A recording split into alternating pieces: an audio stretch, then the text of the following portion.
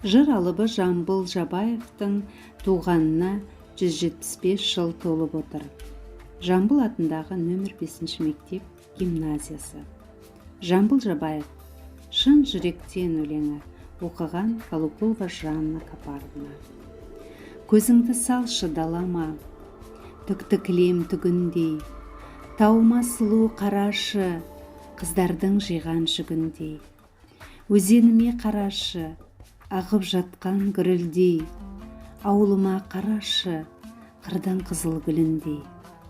Ән күйімді тыңдашы, батырлардың үніндей. Төбеге шығып отырмын, домбыра менің қолымда. Әдейі шықтық күзетке, колхоздың малын шолуға. Түйем жатыр алдымда, жайылған жылқым оңымда. Көптігі шөптің сыңсыған, қаптаған қойым солымда.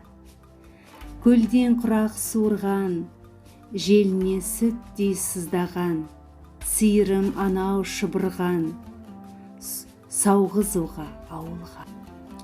Осынша байлық жеткізген, төрттілікті өргізген, өзеннен су ішкізіп, жайлаудан қызық көргізген.